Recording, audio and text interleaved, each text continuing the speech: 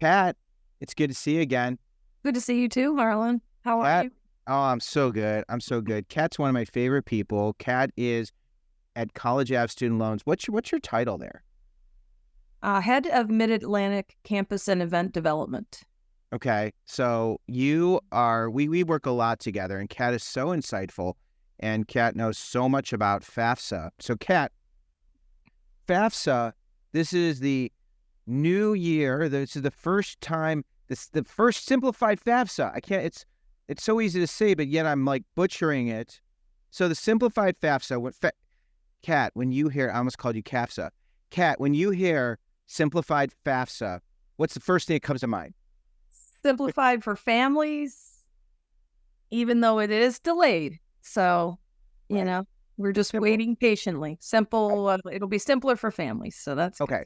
So just to bring everybody up to speed. So what's going on right now is the FAFSA has not been released. We're recording this in mid-December, and December 31st, the federal government says the new FAFSA is going to be coming out on December 31st. So what does that mean, and who needs to apply or register? What's the right word? Apply? Yes, you have to. I guess I wouldn't say apply.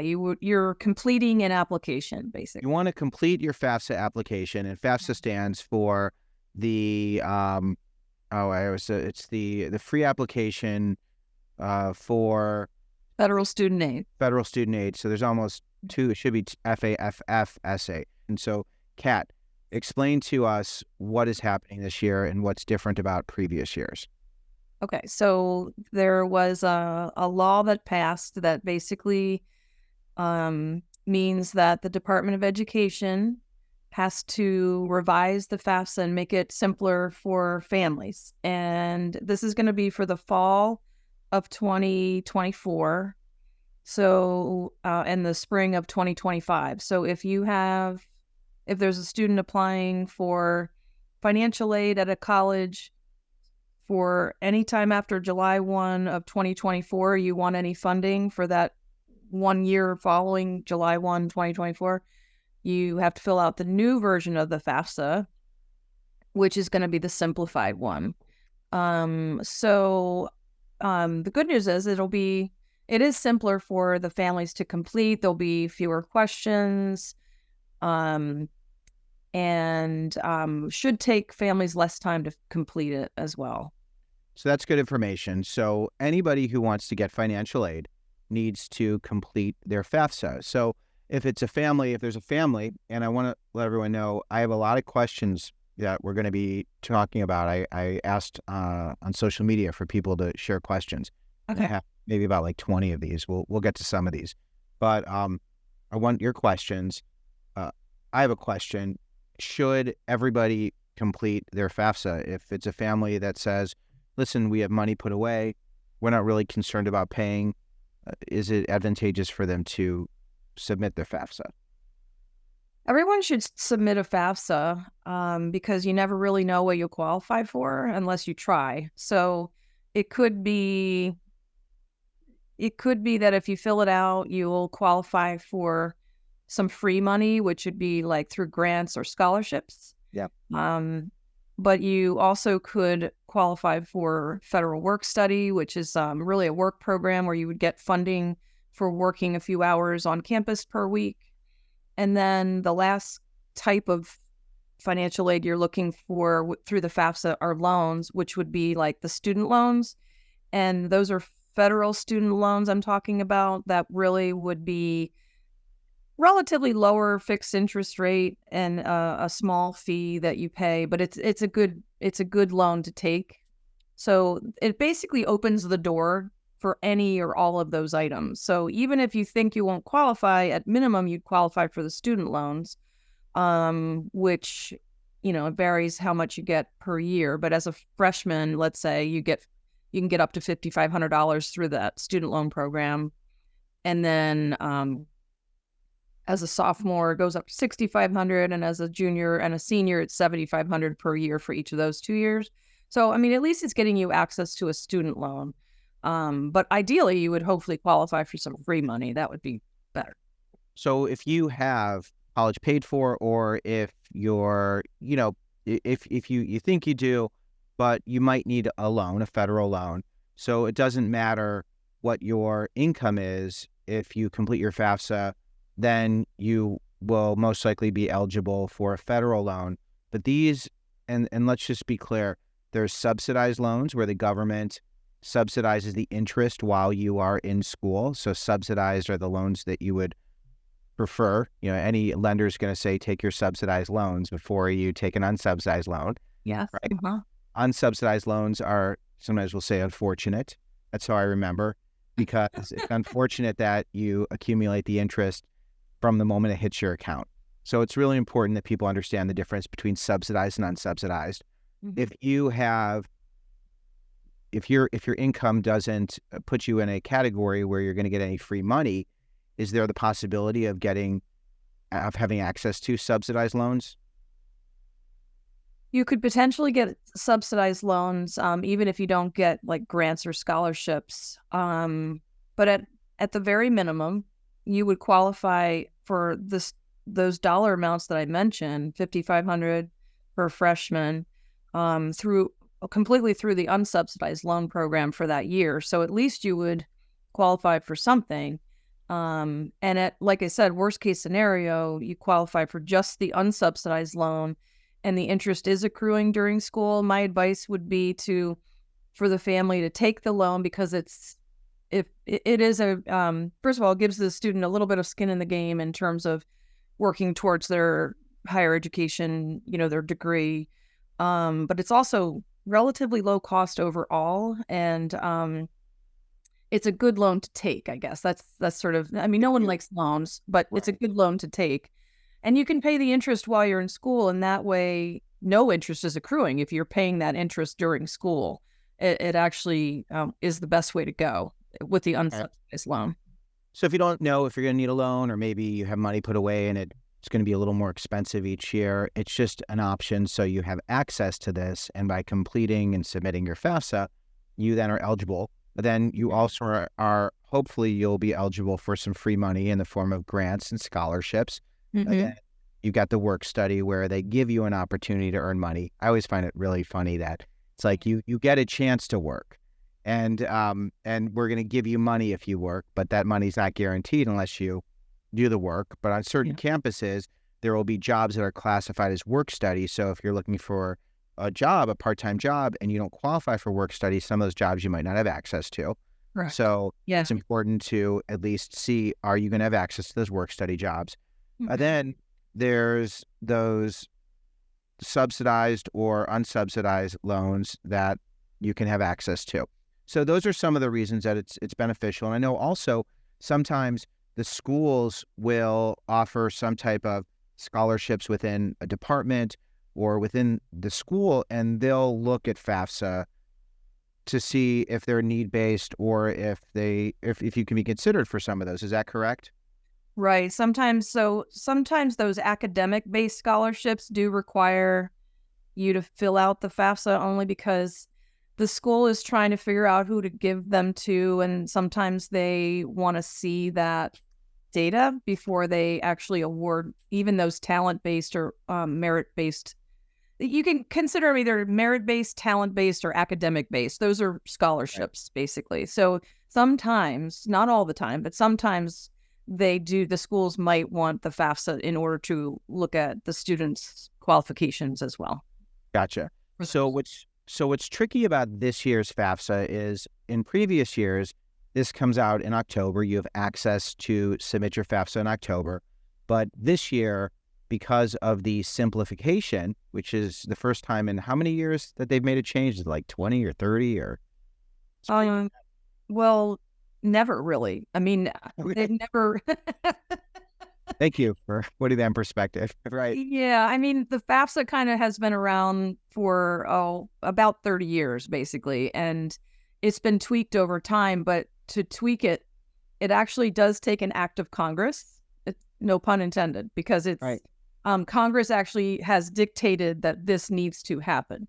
So without Congress, because it's a federal form, without Congress, there really was never a requirement to do something quite so immense. And so Congress says, okay, you've got a Department of Education, you have to revise this form in a simplified way, and here are the parameters to build this new form. And so that's all that the Department of Education can do. They're now within the parameters of this new law that was passed, and they have to have it ready by December 31st of 2023. So this is really built by Congress saying you have to do this, and we really never had this before. So. Right. So there's a lot of unknowns that are happening right now. And for students who are applying and families who are trying to figure out, can I attend a certain school? We know that there's been a lot of early action, whether it's early decision, early action. And for families who are waiting, they might not know the type of financial aid they're going to get until, when would you say, Kat? Well, the schools will not receive. So, okay, the families are going to fill out the FAFSA starting whenever it gets released, which will be no later than December 31st at 11:59 p.m. Eastern time. So that's sometime between now and then it's got to come out and be available. So let's say that worst case scenario comes out that night or something. The family fills it out. The school isn't actually going to be sent that data from the Department of Education until the end of January. Wait, so let me just get this clear. So someone's going to complete their FAFSA, and then it's going to just sit in a mailbox or wherever it is, right? And then, but if somebody fills it out first, are the schools going to go through the financial aid documentation in the order that they were submitted? They will, but I guess my advice here is to say that the entire month of January, the school just won't have any of the information that the families file. So there is no urgency for the family to even file this on December 31st or January 1st or January 2nd or whatever, because there will be a month delay. It's already been stated to the colleges that the colleges will not receive the data until the end of January, which means that all of January, there is no rush, really, because the families will complete the FAFSA, but the schools will not have that data. So I jump in here because I wanted to ask you I have a senior in college, a senior in high school. Mm-hmm. And, my thought is, okay, for this FAFSA, we got to get this done, really like the first week of January, because we want to make sure that these schools get this information as soon as they can. But if I submit the FAFSA January 5th versus January 22nd, do you think that would have much of an impact? Like, are the schools going to look at people who submitted January 1st first, like, or is it just a big bucket, you think? Like, they just pour it? I know they're not like physically pouring it on their desks, but I mean, that sense of urgency, I think there are a lot of families that feel that, but you're saying there isn't. But I just want to understand how that works. Yeah, I mean, if I were you in your shoes, you have someone in high school, and for anyone listening here, the earlier you get it done, it's off your plate. So, if I were you, I would go ahead and just get it done, get it off your plate. It's all based on 2022 tax data. So the tax data is done anyway. It's based on those taxes. So there is no reason for you to wait. You know how sometimes, like, if new technology comes out, you might say to yourself, I might wait until all the bugs are worked out. Right. I actually buy that Apple Watch, that version, or the next big thing. I think it's probably going to be fine that the FAFSA releases, and it's, maybe it'll all work great, but I wouldn't necessarily need to be the first person to fill it out, because what if there are some snafus and they've got to iron those out? I mean, I would say I think that at the end of January, when the data is released to the schools, that it is going to come in one big lump sum. I don't think it's necessarily going to be that, okay, if you filed it on January 1st, you have a preferential Right. treatment necessarily. I do think what is important, though, is did you file your admissions application by the deadline that the school wanted? Because that really is something you can control, because you're applying eagerly to a school versus, at the very last minute applying to a school. So I guess I would say focus on your admissions deadlines, get in those admissions applications if you haven't, whenever they are, depending upon what you're looking at. Right. And then the financial aid, I personally would just get it off my plate, especially over the holidays. Get it off your plate, file it. It's based on 2022 data. Your asset data is based on whatever day you file it. So if that matters to you in terms of January, if you're looking to, if that matters will your assets be changing much in January? I don't know. But technically the assets will be as of the day you file that FAFSA. So you could make that determination based on, are you about to buy a house and you're putting a down payment on a house? And obviously that's a large chunk of money you want to, make sure it gets to where it needs to go towards your mortgage. But I want to get into some of those more specific questions about what we should do at, different dates and just being mindful of assets and things of that nature. But I wanted to touch on just some of the changes. And I know you've done a lot of presentations on this. So in terms of what's different from previous years, because we have some people who are completing their FAFSA, and they have been doing this for 2 years already. And they're used to it being a certain way and used to getting a certain amount of aid, whether they have multiple students in school or they're used to getting a Pell grant. So just tell us some of the bullet points of some of the most important changes that people are talking about.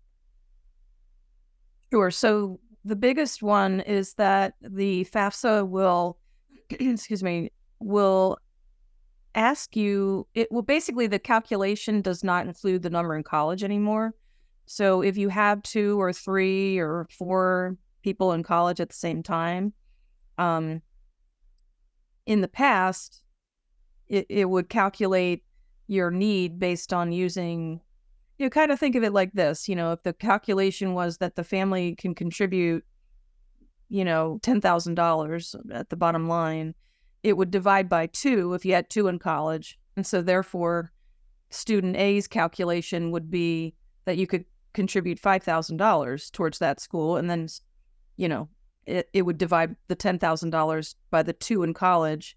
And then it would look like you were needing more money, of course.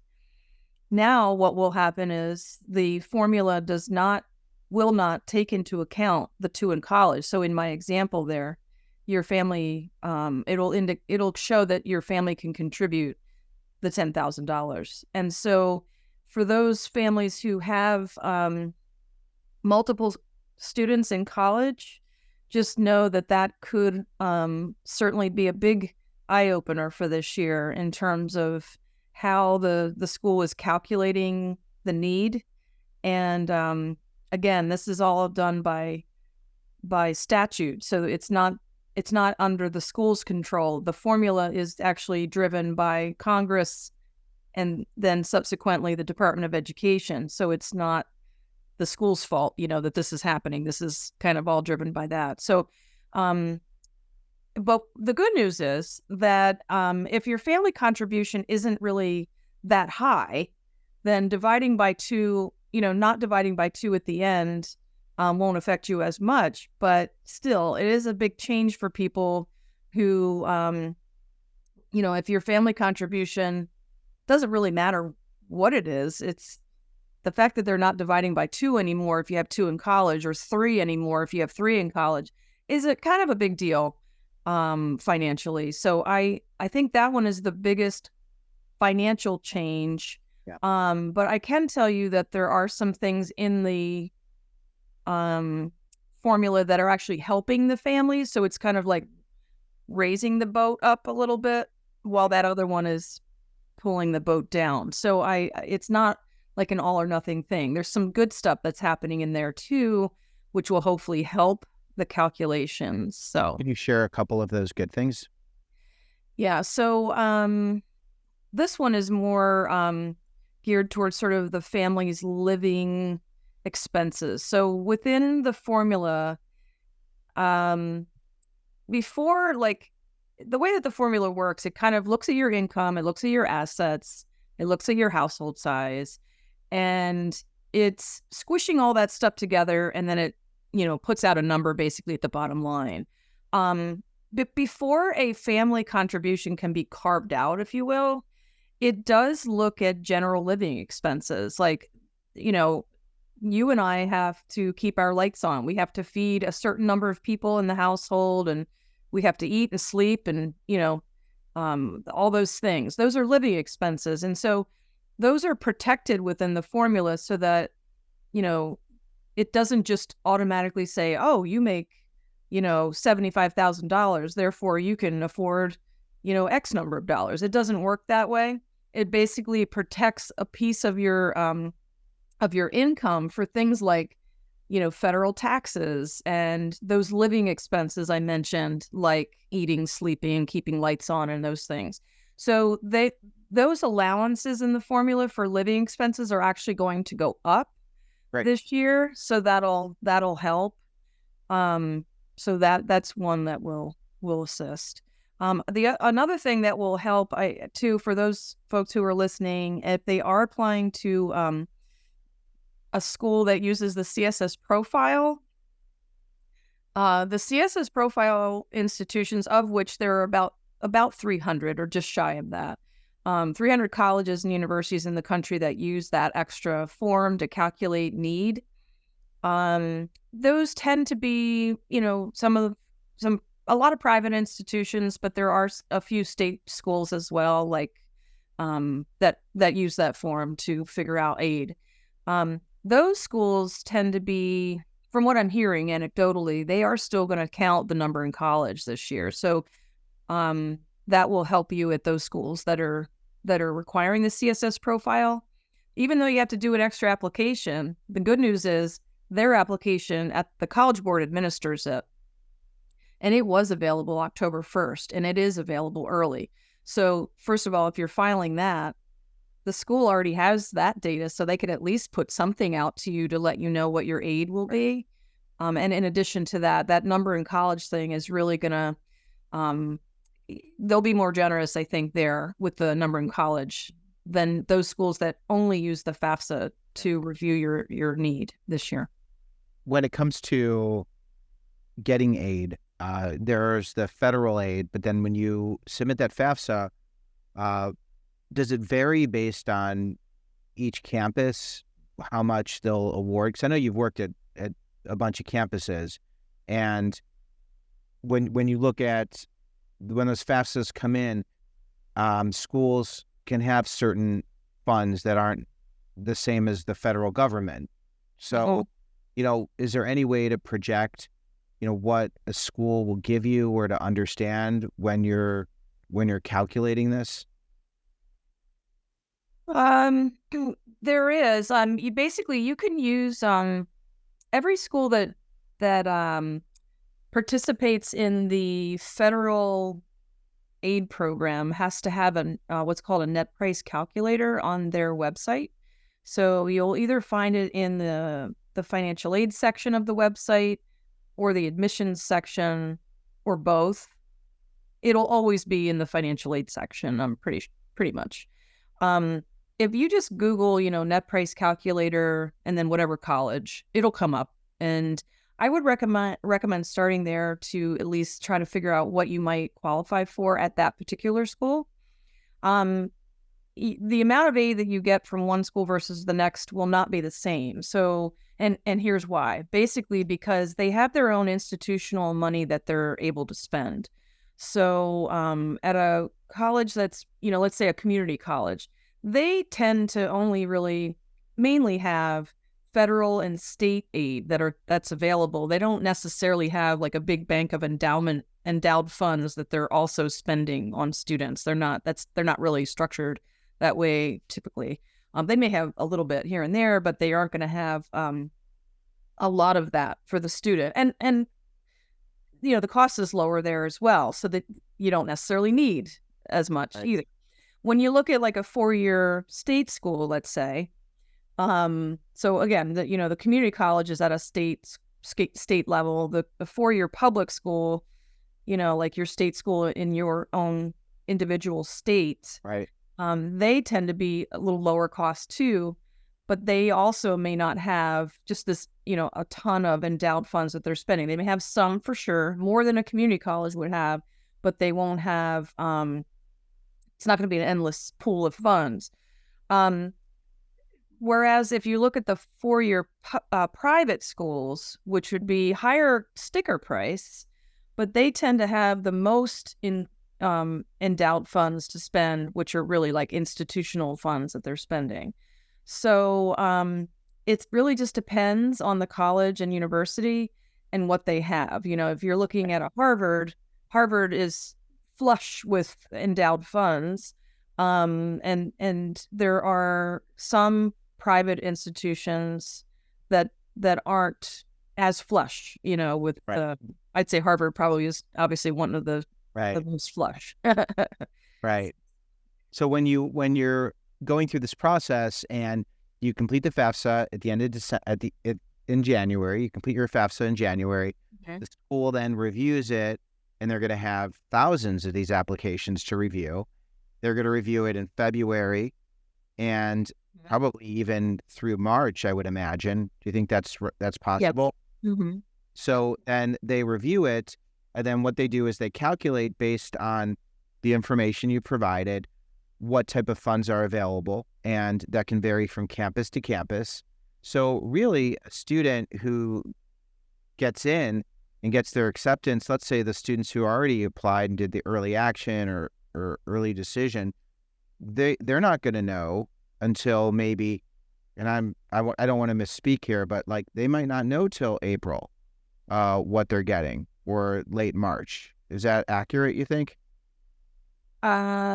If they applied early decision or early action, they are probably going to be on the early part of the list for the schools to, how I mentioned that the FAFSA data isn't going to be pushed out to the schools until the end of January. Right. I think if I were at a school, as I used to be, what I would do is I would first pull the files of the data from those students who they know are going to be admitted for early decision or early action, and get those out the door to those families before like someone who's applying regular decision. Right. First of all, the regular decision students tend to have a deadline for admissions or for financial aid around February 1st or February 15th anyway. So their deadline hasn't even hit yet. So they're going to process all the early decision and early action students first, my guess is, and get you those financial aid awards out. If you are one of those people, my guess is they're going to want to send you that first because you were that initial group. And then the regular decision folks will likely hear. And I do think, and I anecdotally, again, just having spoken with many colleagues over the course of the last 6 to 8 months, what are you going to be doing? Some of them already know that it's going to be March, and definitely March for financial aid awards for regular decision. Some will push it to potentially April if they have to. So I would just, say to families, you have to be kind of patient a little bit, because the immense amount of work that is being pushed to the financial aid office, they've got to get through it somehow, and they're going to lose a lot of time being able to do that what they normally would have had.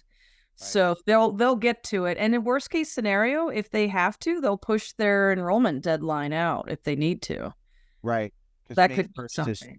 Typically May 1st. Sometimes it will be a different date, but May 1st is that enrollment date. So so everything's gonna be a little different this year, and everyone has to be patient. But just this year, though, I mean, next year it should go back to its normal calendar, where it's October 1st is when it's available. Yeah. But it's so hard because I know there are so many students who don't know what their financial future is going to be. And there are a lot of students who are in limbo because if they don't get the right amount of financial aid, or if they're in a situation where they get their aid from one school and they don't have it from another school, it's harder to negotiate and to let financial aid offices know what's going on when, first of all, they're not available because they're so busy. And second of all, you don't have that information. So I think this year is going to be it's going to be a little tricky on all sides. Would you agree? Yeah, that's a good point, because if you're looking at, let's say you have 5 or 8 schools you're looking at, and you get a financial aid award from one of them on someone, a school's early, they send it, you've got it February 10th, you've got it. But then the other 7 are pushing to March. It makes it very difficult for the family to compare. But I think, it's one thing if they're early decision, because if you apply early decision to a school, you're pretty adamant that you want to go to that school. So you've only really got one choice that you're looking at. But for everyone else who hasn't narrowed it down to that, I really want to go to that one, it's a little challenging because you will have to have, you're going to have a little bit of crunch time where you normally would have had at least an extra month to make your considerations. Right. Or do a financial aid appeal. There's a lot of those things that are built into the system where if you don't get the funds and your situation has changed, or you just want to, explain, there aren't as many options given the timeline. So it'll be interesting, and I'm going to keep people posted on this because it's already a difficult situation for so many families. But I know the financial piece can really be one of the most important determining factors. So, what you might want to, because you mentioned that with appeals, I guess if I was just thinking, it might be good for families to, if you already know that like your income in 2022 is not reflective of what your income is now, and 2022 is what's going to be used in the, it's pulling IRS data from 2022 taxes. So if you already know that your story has changed, you should probably go ahead and let the school know that now via whatever their appeal process is. Maybe, you either write a letter or an email. You can look at their website to see what their process is. If it is a CSS profile school that needed that form, you do have the ability to write up to 2,000 characters of information under the special circumstances section there on that form. So I would say, like I said, before you even get a financial aid award, maybe this year is a good year for you to just get that information to the school ahead of time so that they have it. And then you're not reacting, you're being proactive about telling the story, I guess. So let's get into some questions. So along those lines, if somebody has a very different financial situation in 2023 versus 2022, could they file their taxes, early, and then complete their FAFSA and use the 2023 tax return? They could, but most W-2s aren't available to the end of January. Seems. I mean, if you own your own business and you're not waiting to receive a W-2 from someone, then you might be able to work on it sooner. But for those of us who kind of live in the W-2 world, historically, I don't think I've ever received my W-2 early, like January 2nd. So, if they have it, they could certainly file their taxes and turn that in. That would be great. In fact, that would be better for the school because then there's more concrete information that's filed, and you're like, okay, this is how 2023 was. I changed jobs. I have less disposable income that I can put towards education. So by all means, if they can do it, that would be great. I don't know if all families would have that ability before the end of January, but if they do, sure. I was thinking even in terms of that financial aid appeal, if you want to be proactive, you could send that letter, but it would probably be even more powerful if you had that financial appeal and you were able to do it. This is tricky because I'm like these are the questions that a lot of families have to struggle with, because it's going to be really helpful. So maybe what you do is you send that letter ahead of time, and then you send a follow-up in March or whenever you file your tax return, and you could say, this is the second part of the appeal, and here's the data. What do you think of that idea? Well, okay. So most of the time, the schools that want to, if they're going to entertain an appeal, they want some sort of documentation. So at minimum, with an initial appeal, you'll want to send in, like, if it was a change of income, because that's sort of the most common one. Yeah. Then you could send in like your most recent pay stub at the end of December, for example, that would show it. You don't have your W-2 yet, but you at least have your last pay stub of the year, which would tell how much income you've gotten for the year. That would at least allow them to physically have some documentation with the appeal. If you were to do what you suggested there, potentially, if you think about it, like, they have a lot of stuff coming in their queue. Yeah. So if you're now sending 2 things into the queue, that slows them down a little bit, because now they're processing yours in January, but then they're going to have to process again in a queue in March. And if everyone did that, there would be 2 things for one family coming in all the time. And that actually is not as ideal in terms of the workflow. And so the most that you can send with documentation at once would be better for you and them. Okay. Well, that's good. I'm going to do a tip on that, on just the appeal. And I think that these conversations are so helpful, because the normal timeline where I offer tips and advice, it's really being shifted this year.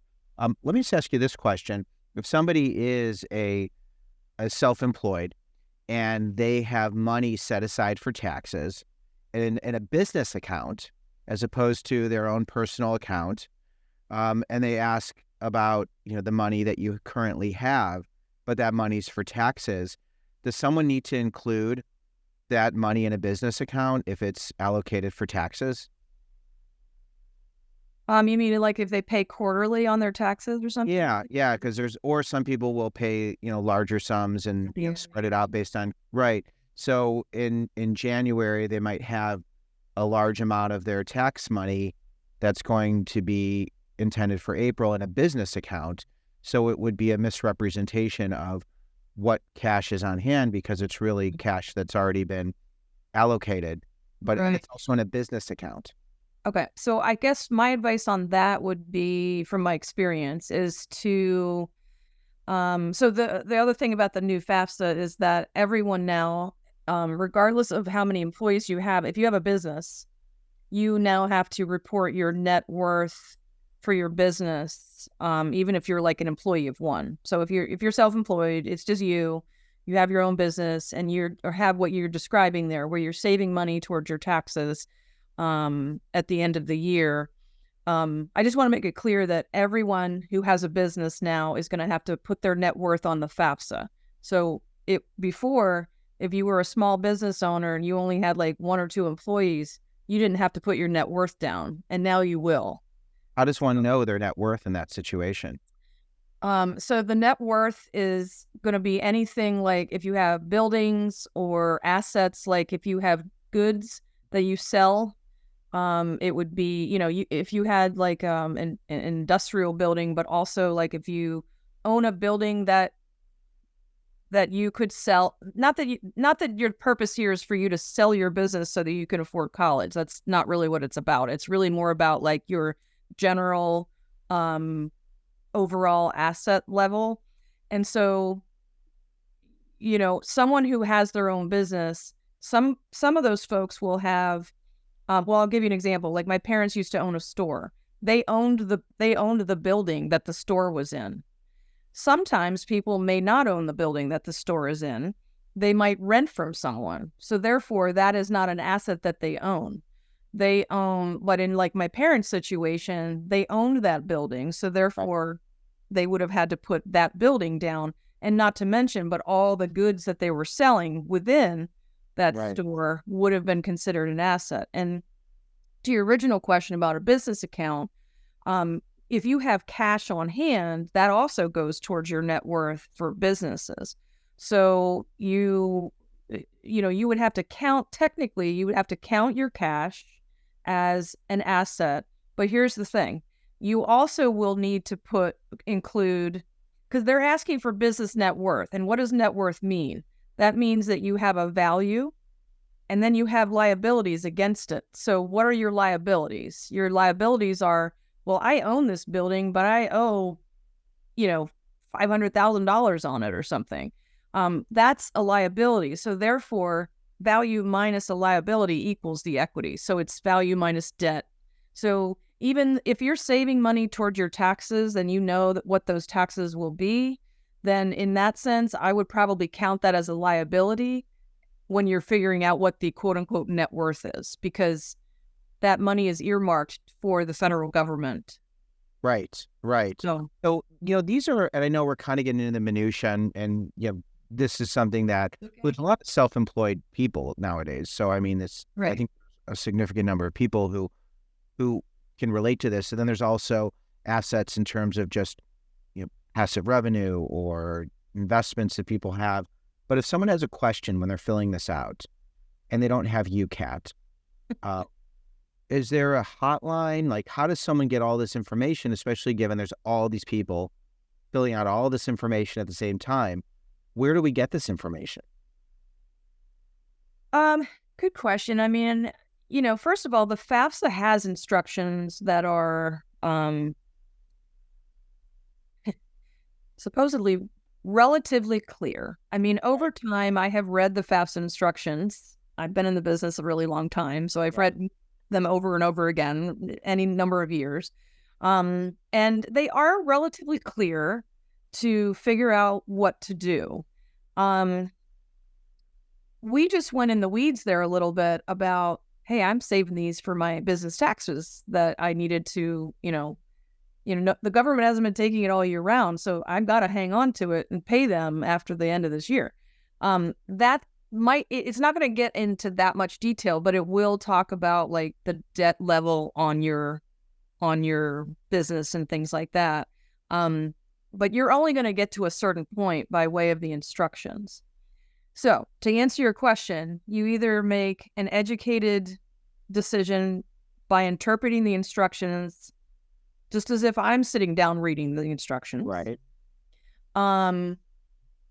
Or you contact the financial aid office at one of the schools you're looking to apply to and ask them the question, and they will give you the answer.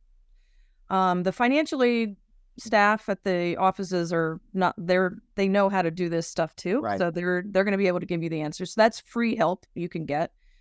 And then lastly, you could, also, there are some, places where, like you might be able to tap into listening to some recordings online if they've gone into the weeds about some of these things. I've done webinars on live, Facebook Live sometimes. So there's ways to get to these things, but it's better if you can ask a physical person if it really is something complicated. So I wonder if it'd be really cool, maybe through through NASFA or one of, it'd be cool if they did. I don't know if they're going to do any live Q&As or. The Department of Education, well, really, they call it FSA, which is Federal Student Aid. So sometimes you'll see FSA, really. FSA, they have done some live webinars for where families, I think, could call in or could listen in, if you will, and submit questions. I don't know how often they're doing those, but they have certainly done some since, I think, August, just to see, the new application prototype and all that stuff. But a lot of times, if I were you, I would look locally to this because you might actually find that there are some financial aid nights in your hometown that are put on by local colleges that are in your area. And if you can kind of tap into that, you would actually be able to have a better shot at getting it like a real person, not like just an online chat, but you might be able to talk like we are talking right now.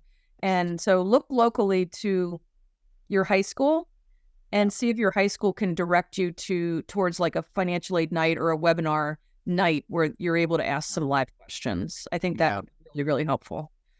It would be. I am, I know there's going to be a lot of questions, and I know there are not a lot of experts who have answers to these questions. So I have some questions. I want to do a rapid fire. We'll do like super, super quick, just like 10-minute Q&A, because I ask people to ask me questions or to send in questions that I can ask you. Are you up for this? We'll do like a speed round?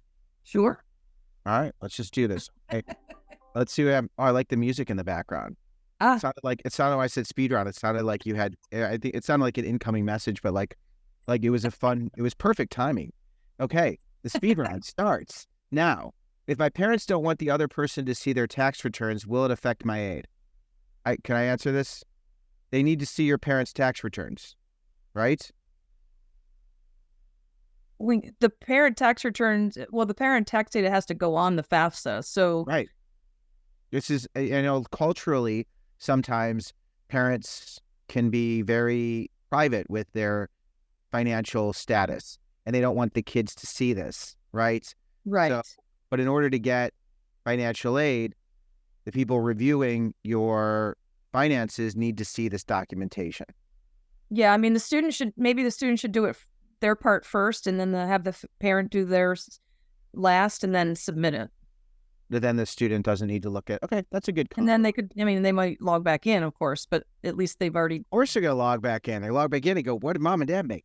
No, we could trust it. You don't even want to laugh about that. We don't even need to. No, you have to trust that you're not going to do that. You got to trust your parents. But I've seen it where parents, especially with a lot of first-generation families, they're very worried about people seeing these sensitive documents and using it in some, negative way or using it against them. What do you have to say about that? Well, keep in mind that like if it's a divorce separated situation, those the other biological parent who's not on the FAFSA is not going to see it because they're not able to get in. That never the two shall meet really on that one. So in case anyone's worried about that, like a divorce or separated situation where that parent is not even part of this FAFSA, they would not be able to get in. So a kid fills out two different versions, or what are you saying exactly? Oh, I'm sorry. So like if a student is in a situation where the parents are divorced or separated, and therefore only one parent is going on the FAFSA, not both of them, unless they still live in the same house, which does happen sometimes. But let's assume that the two biological parents do not live together at the same address. You're only going to have one parent going on the FAFSA with the student, or if there's a step parent now, that step parent will go on there. But that other biological parent is not on this FAFSA. Why is that? So a student only picks one biological parent? Yeah. And then if that who you're living with? No, it has to be nope, that's changing. So it has to be whoever makes more money, whoever has more income. But so that the other person, they're not going to see this. Okay. I just want to make sure people know that like in a divorced or separated situation, that other biological parent, they wouldn't be coming in on the FAFSA anyway. So I just don't want people thinking that like, gosh, I don't want my ex-wife or husband to see any of this data. They won't, because they're not on this FAFSA with the student. Only, right. You know what I mean? So I don't want to get too into the weeds, but like a student who has separated parents with two different incomes, they're going to have the parent who makes more money. They're going to list that parent, but then does the money that the other parent makes, is that factored in any degree? If no, unless it's a CSS profile school where they need that, they want to count that other person. Unless you're remarried, like whoever's on the FAFSA, if they're remarried and there's a step parent, they have to put their stuff down. Right, but if they're getting money for child support or other areas, is that considered in as part of it? Yes, if you're getting child support, if you receive child support, it used to count as income. But on the new FAFSA, it's going to count as an asset. So you would put it in the asset section. But also keep in mind that this is 2022 income that will automatically be going on the FAFSA. So if you did get divorced or separated between 2022 tax year and now, or the day that you're filing the FAFSA, you will have to kind of work through that with the financial aid office to make sure that they're taking into account the if you're separated or divorced and neither of you have gotten remarried or anything like that, you're not going to want to count two parents from 2022 on that tax return. Right. So that's another tricky. I feel like all we're doing is creating more problems today. Like the whole idea of this conversation is I wanted to simplify. Let's make it easy. I know. But there are those situations. And here's the deal. You're in one of those situations. You just contact the school and say, here's what's going on. But people don't always know that. So if you're separated or divorced and your tax returns don't reflect that, then you just need to understand what you need to submit, or if you need to submit another letter that clarifies what's going on in terms of an appeal. So, this stuff is important. And I don't think people recognize those nuances, and they come up when you're completing this. And, if you don't have the answer, reach out. This is our speed round. It's kind of the 80-20 rule, you know what I mean? There's a lot of married families out there who will get through the FAFSA. The new FAFSA will be simpler or whatnot. But I do think that with divorced, separated families, sometimes it's a little bit more complicated in general to fill it out, but it's not, it's going to work. It's going to be okay. Yeah. Just follow the instructions that are given on the FAFSA. And if you do have questions, you can always rely on the financial aid offices, rely on the high school counselors also to point you in the right direction in case there are some local experts in your neighborhoods and your cities and your towns who they know are about to have a workshop. And maybe you could be on a webinar or something where you're asking your individual questions. You can also pay for services where you're getting a consultant to help you kind of advise you, and you're paying them a little bit of a fee. I would just be careful with that. If you don't have the means to do that, try to go with the free options first before you plunk down, $500 or $1,000 for some advice that you might have been able to get for free if you kind of went where I told you to start, which is really ask your high school counselor or call the financial aid office, because they can at least guide you maybe into the free world first instead of having to pay for something. Okay. We got some more questions. Let's do our speed round. I know this speed round, our first question took 10 minutes. I know. We didn't. Which is fine. It's but because I sent us down a rabbit hole. So I will not do that. Okay. All right. Speed round. Ding, ding, ding. Okay. Just want to clarify my question. Does every individual who plans to graduate in 2024 have a requirement to enroll in the free application for federal student aid for academic year 24-25? No. You're not required to do it unless you want to apply for financial aid. Right. You apply for financial aid every year if you want to be eligible for financial aid. And this is different than merit aid because some merit aid doesn't take into consideration any of your finances. So if you received a letter saying, welcome to the school, we're going to give you this particular scholarship, that happens. Merit can be different than need-based aid, which happens most frequently in the financial aid office. Yeah, sometimes you won't need to fill out a FAFSA just to get merit aid sometimes. Wonderful. Okay. Saw the sibling discount has been discontinued. So EFC will go up, and EFC is going to become what? What's the new acronym? SAI, which is called the Student Aid Index. Right. So expected family contribution is going to become Student Aid Index. So you need to know about that. We were praying for more aid this year with 2 going to college. In the next 3 years, we will have all 4 kids in college. So greatly concerned. Oh, boy. Okay.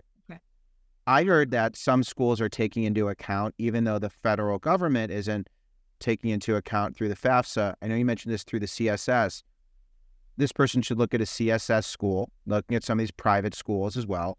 But then the FAFSA, if you share this information and then you share in a letter what's happening, is there the possibility that schools are going to make more funds available. Yes.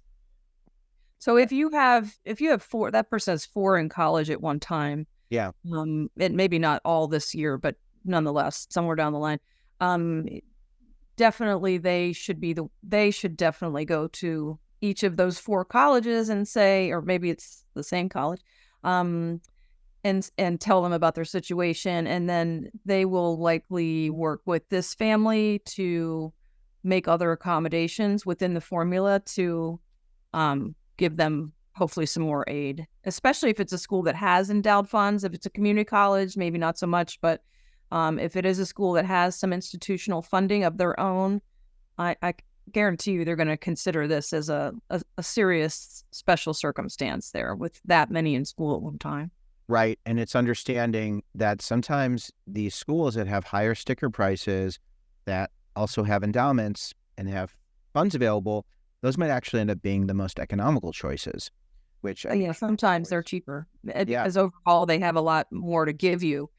And so you might end up finding they're the same or less than another institution. Just depends on the school. Right. And that goes even back to earlier, applying to these schools and also communicating to your student. And this is something I emphasize a lot, is you have to have more than one dream school. Do not fall in love with a school and commit to one school before you understand what costs are involved and how much you'll receive in aid. So. Right, because it is not a 1-year decision. It's a 4-year decision, potentially, or 5, depending upon your program. Yes, and that leads to the next question. Will this new version of FAFSA change any of the amount of money I got next year? I guess it could, if your need is now less, because especially that number in college change. It certainly could change like the Pell Grant eligibility. I do think that middle income families are going to see a little bit of the pinch on this, more so than if a family has a lot of need, they're still going to have a lot of need in this new world. And so I don't think actually that set of families is going to see any difference. They're going to get a lot of aid regardless.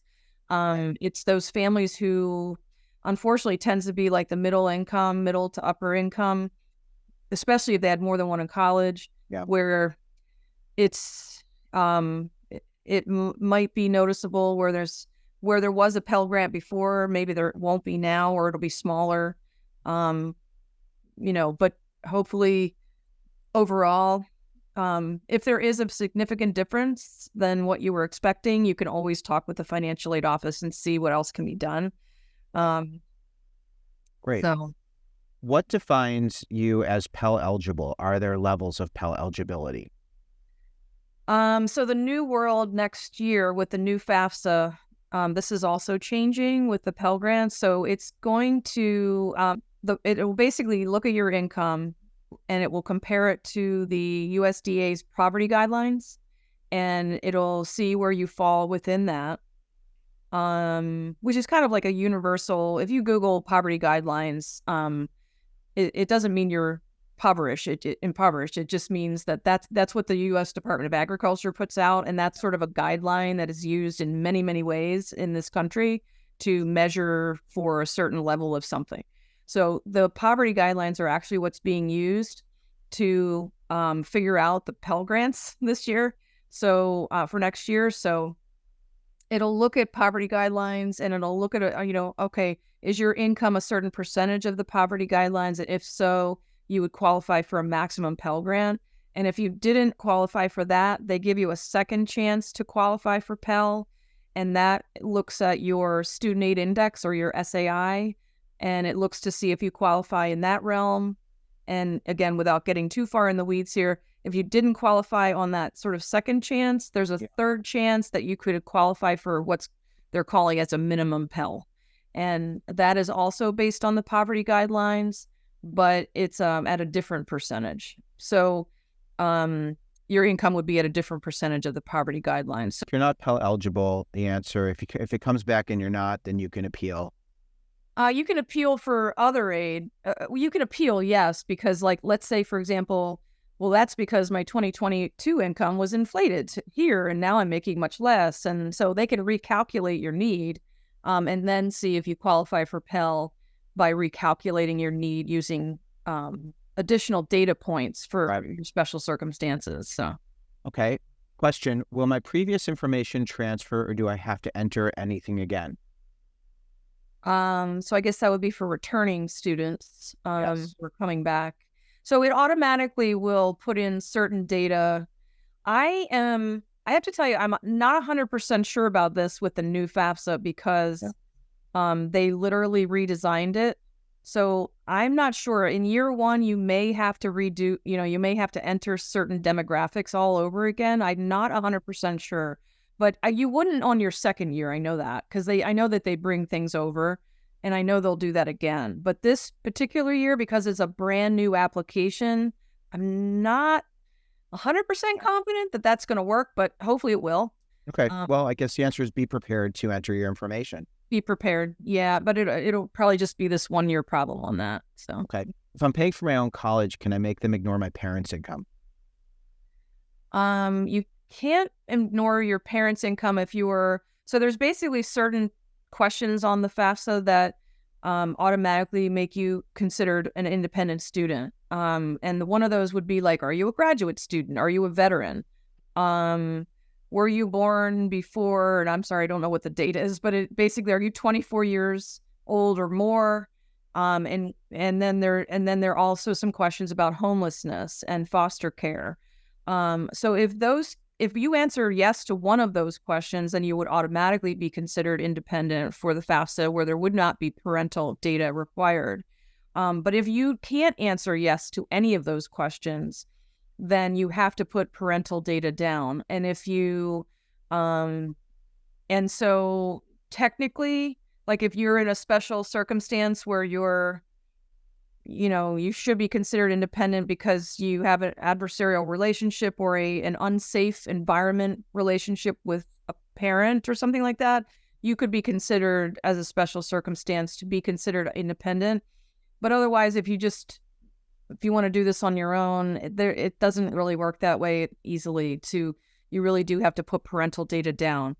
If you want to talk with a financial aid administrator about your certain circumstance, that would be best, because if you're in that gray area, they can at least walk you through that a little bit. Okay, thank you. Yeah, those situations could be unique, but generally, unless there is a story or something like Kat just mentioned, then even if your parents are just like, I'm not paying, your parents are on and they have a boatload of money, that's something you'll have to figure out. How can you, I don't know if there's a way to even become independent. I would imagine, I don't know if you can actually legally become an independent. Well, I mean, there's you could be a ward of the court and that type of thing. That's another one of the things on there, that if you're a ward of the court in your state, then you can also be considered independent. That's another one of the items. Okay. But no, in that case where the parents are just sort of refusing to do the FAFSA, so anyone who files the FAFSA has to provide consent. It's called consent on there this year, where they are consenting for anything coming over from the IRS to be dumped into the FAFSA, basically. And if there is no consent by one of the people who are on the FAFSA, then there will not be a student aid index that's calculated, and therefore you will not qualify for aid. The worst case scenario is that you at most could qualify for an additional unsubsidized loan if your parents are unwilling to fill out the FAFSA. But that's all you would qualify for, would be extra unsub money. Okay. Someone wants to know, is there anything parents can do to increase aid the student receives? 2 kids in college. If you increase, well, okay. So some, those folks who are using the FAFSA data with only one, and the calculation isn't using 2 in college this year. You definitely want to maybe work with the financial aid office to see if they could count maybe some of the costs of the other siblings' college costs in the calculation. So that's one thing. That's an absolute. And then because it's not part of the calculation, you could at least ask them to take that into account. The second thing is apply for outside scholarships so that you can try to reduce the overall cost of your education through getting some free money. And that would be looking locally to like your, local businesses or churches or your employer or places who, Walmart, places that want to give money to local kids to towards their education. You could also apply like more on a regional or a national level for outside scholarships. There's like some scholarship searches such as through Scholly, SCHOLLY, CapEx, I want to say maybe might have one. Also FastWeb, the College Board. So you can start looking for some outside scholarships through that. And then a big one to save money down the line is to become an RA, where you're a resident advisor in a dorm. And the student is actually sort of almost like the manager of all the other residents on their floor, maybe, or a part of the floor, where they're kind of like the den mother or the den father. So you're getting room and board money, basically. You're getting money for food and the housing covered by being an RA. So it very, very much can add up substantially from a finance perspective in years, 2, 3, or 4 of college. So I love those jobs. They're fantastic, and yes, provide great leadership opportunities, and there's just so many perks to that. So, great resume builder. Yeah. And being an RA, I'm a big fan. So, okay, I'm just gonna finish this with 2 more questions. We're gonna wrap up. How do families making slightly over $100,000 get grants? So there is no particular income cutoff. So if you make over $100,000, it doesn't mean that you won't qualify for aid. And here's why. Because if you're applying to, like, especially a higher cost institution, their cost is way up here. So, they're starting from a higher number to figure out how much aid you're eligible for. So there's more room for you to have some need-based aid. So definitely apply for aid if your income's over $100,000. There is no cutoff. I mean, if you're making $1 million, that's a different thing, because pretty much there aren't any schools where you would qualify for aid if you make $1 million. Pretty much, I don't think. So if you so I would say, regardless of your income, you could still apply. It's a free application. So and then the CSS profile does offer a free, basically a fee waiver for their fee-based application if you make $100,000 or less. So even though it does have a fee for that form, if you make $100,000 or less, you wouldn't have to pay the fee. Yeah. What about a family making $200,000? $200,000. In my financial aid background, we gave financial aid to people with $200,000 of income. I think it depends on how many people you have in college for those types of schools, for sure, where you're, especially if it's a CSS profile school, where we know that, most or many of them this year are going to be counting the number in college, even though the FAFSA doesn't. And so you might still qualify for some money there for those types of institutions. If it is a school that's FAFSA only and you're making $200,000, depending on how many assets you have as well, that can also come into play on the bottom line. So when in doubt, it'll at least give you $5,500 towards a loan in the first year of college. So right. And what do parents do if they don't have a social security number? So like an undocumented parent, maybe? Yeah. So undocumented students cannot fill out the FAFSA. What if the student has a social security number, but the parents do not? I think you can leave it blank. Right, because the student could be documented and have undocumented parents, and those undocumented parents, I've seen that situation where they get really nervous about sharing information because now they're disclosing this information in a federal document. Correct. I know it does make people nervous, and but technically they can leave it blank for the social security number. I think it would still go in, but you'd want to give the college a heads up, because they typically will use the social security number in many cases to match up against your admissions application. So just so that they know like who this is coming in from, I think that might be something you want to give them a heads up on. Also, there are some states that have grant programs that they give to undocumented students and DACA students. So some states are more generous than others on that. Some don't have any programs. Some have a good program. So that is another reason why you still want to be able to fill out the, fill out what you need to. Look at what the school needs to fill out and make sure you're filing whatever's being asked of you for those institutions. And for that student, I would contact the school and I would explain the situation. Yeah. And then I would too. It'll be more helpful to talk with someone about that, because it's a special circumstance essentially that you want to make sure you do it right, and you want to be able to get the most aid available. So, and it's also tricky, if your parents don't speak English very well, and you want someone to help to explain and to speak in whatever language they speak in. Finding those people, it's tricky. But if you start advocating for yourself early on in that process and lean on the first generation programs, lean on whatever center is connected to your culture or ethnicity. Well, Kat, I am so grateful that you can be here with us. And what we're going to do is we're going to keep talking. If people have more questions, fill out your questions. We can complete these in the comment area wherever you're watching this. If you're listening to the podcast, feel free to send in those questions. I hope to have a chance to have Kat come back. We can talk more, maybe get more panelists to talk about the FAFSA questions and everything that's on your mind. So I'm just so grateful you can be here, Kat. I'm just so grateful all you can be here. I hope this was helpful. I hope it simplified some of this. Lean on the resources that are available, and I will do everything I can to support you through this process. So thanks for being here, and I'm just so grateful to be in your corner. Thanks, everyone.